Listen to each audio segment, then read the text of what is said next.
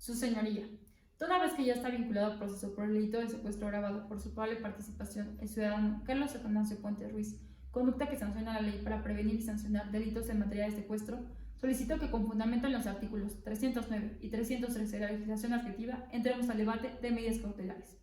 Si bien es cierto se trata de un delito previsto en el artículo 19 de la Constitución, dentro del catálogo de delitos que ameritan prisión preventiva, esta representación social, con fundamento en el artículo 167, antepenúltimo párrafo del Código Nacional de Procedimientos Penales, contando con la autorización previa y titular de la Fiscalía, instaura la facultad del Ministerio Público para solicitar la no imposición de prisión preventiva oficiosa, que restringe la libertad de las personas de forma automática.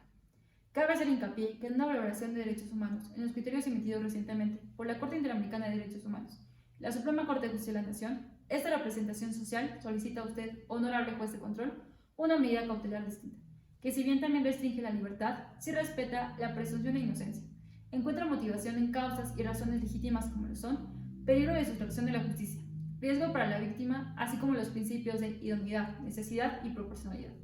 En tales condiciones, se hace la relatoría de los motivos que sustentan la medida cautelar privativa parcialmente de la libertad, contemplada en el artículo 155, fracción 13ª, el resguardo en su propio domicilio, encontrando sustento en la orden de detención en caso urgente, entrevistas y el estudio de riesgos procesales por parte de la unidad de medidas cautelares, acreditándose los fines de la medida cautelar y, consecuentemente, los principios que la rigen. Primero, tal como lo establece el artículo 168, peligro de sustracción al imputado, se constituye como presupuesto que legitima la necesidad de cautela, lo que supone que el aseguramiento de la comparecencia del imputado al proceso para permitir el correcto establecimiento de los hechos y la actuación de la ley penal. Tales parámetros son enumerativos y no taxativos, lo que implica que deban considerarse sistemáticamente. Fracción primera. Las facilidades para abandonar el país. El imputado cuenta con 2 hermanas, que viven en El Salvador. Cuenta con un pasaporte vigente y tiene visa para ir a Estados Unidos. Fracción segunda. El máximo de la pena que en su caso puede llegar a imponerse, de acuerdo al delito.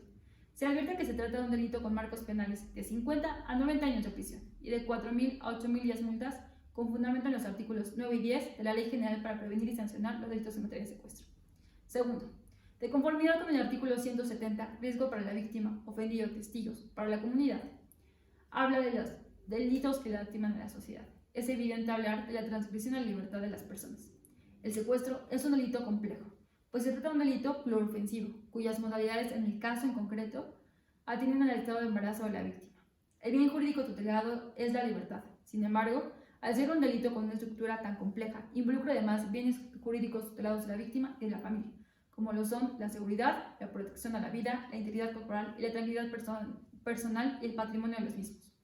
Tercero, idoneidad. Existe el temor fundado de que el imputado sustraiga la acción de la justicia, debido a que el 21 de noviembre se recibió una alerta por parte de la Agencia de Investigación Criminal, en donde se establecía que el imputado, Carlos Atanasio Puente Ruiz, se encontraba en la estación de autobuses, en la ciudad de Querétaro, el cual portaba una pistola 9 milímetros. Por tal motivo, esta representación tuvo que ordenar su detención mediante caso urgente con fundamento en el artículo 150 de este código. Cuarto, necesidad. El Tribunal Interamericano, en el caso Palamara Uribano versus Chile, establece que el principio significa como medida cautelar tiene que ser indispensable para conseguir el fin legítimo que éste persigue.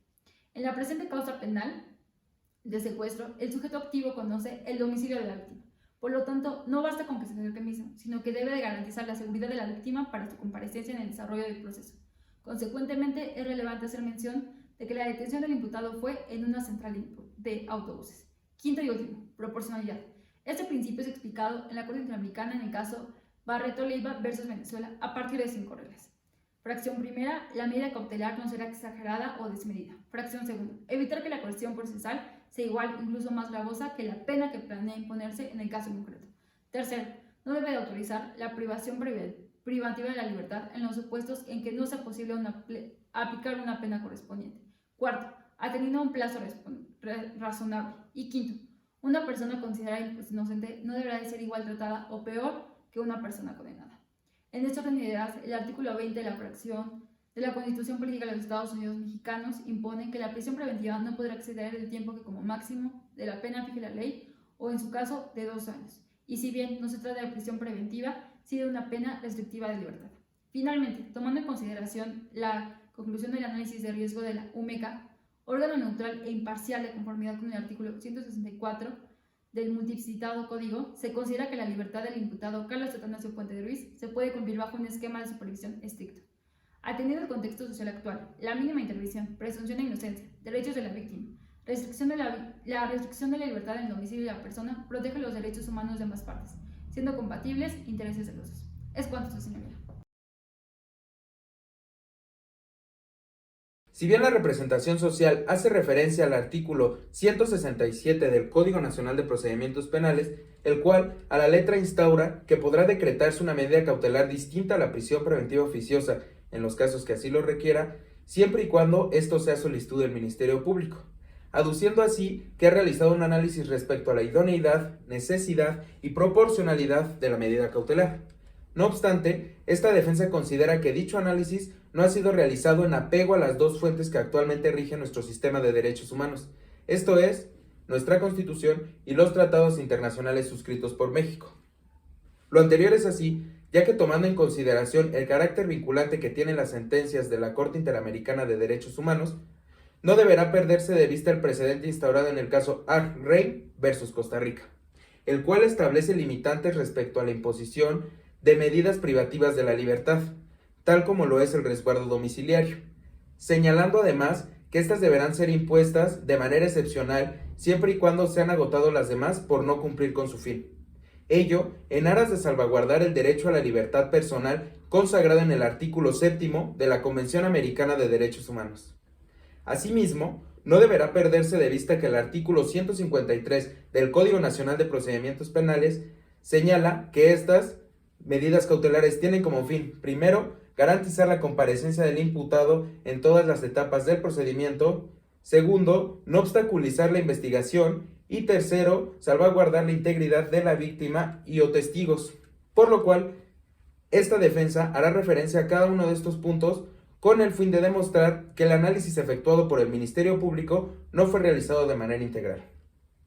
Por lo que hace al primer punto, el cual señala que debe garantizarse la comparecencia del imputado, no debe perderse de vista que este es señalado como domicilio el ubicado en calle 56 en este estado de Querétaro, el cual ha habitado por los últimos 20 años.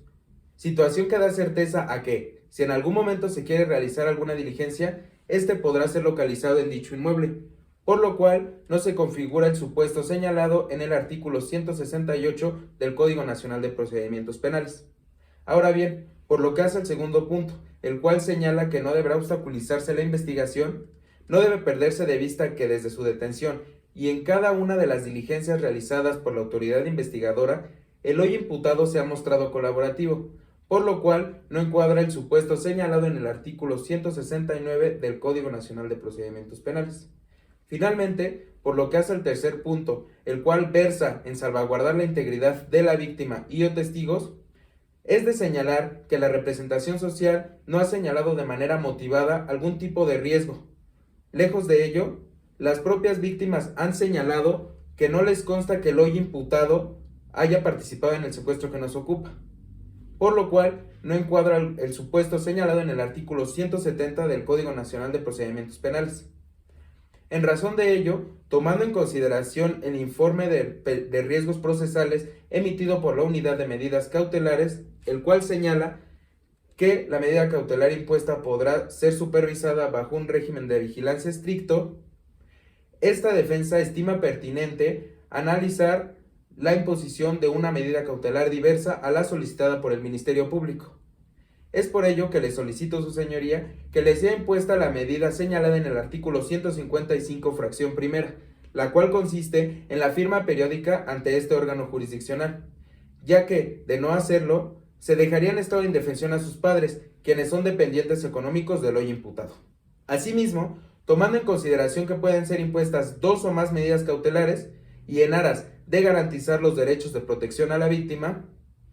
se propone además que le sea impuesta las señaladas en las fracciones séptima y octava del mismo artículo, las cuales versan en que el hoy imputado no puede acercarse a la víctima ni tampoco puede acercarse a determinados lugares. Es cuanto, su señoría.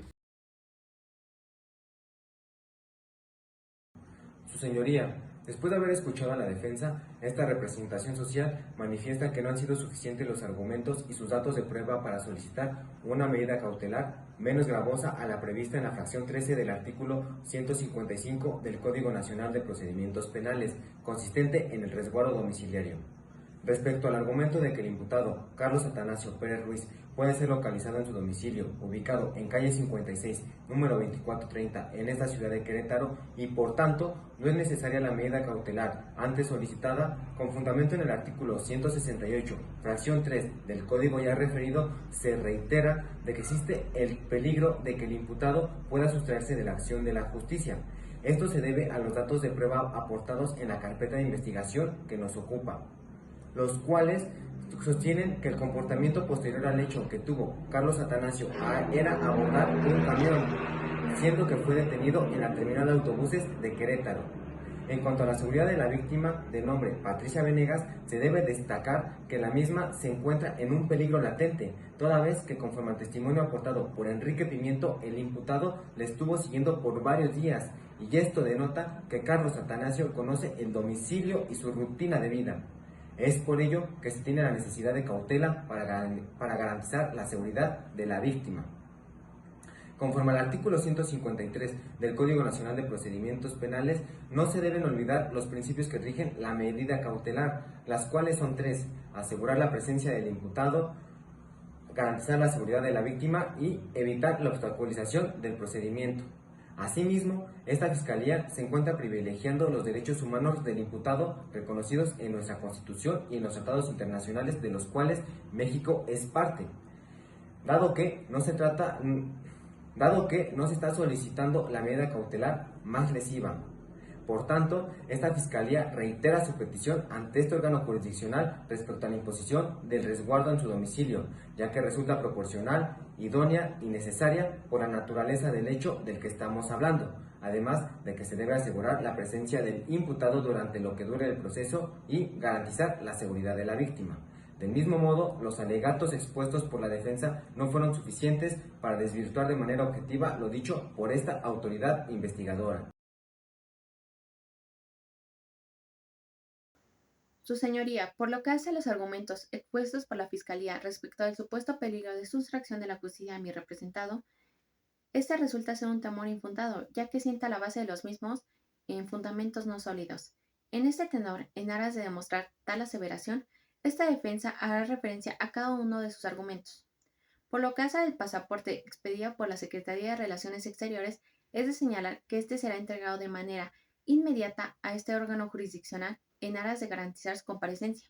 Ahora bien, respecto a la supuesta sustracción de la justicia del imputado, es de señalar que tal y como lo señaló en su entrevista, este se dirigía con su hermana, ya que desconocía la presente investigación, por lo cual deberá velarse por el principio de presunción de inocencia en su vertiente procesal. Finalmente, en relación a la posible conocimiento de modus vivendi que tiene el hoy imputado, se debe señalar que aun cuando el testigo colaborador señala que ambos conocían el destino y paradero de la víctima, no hay datos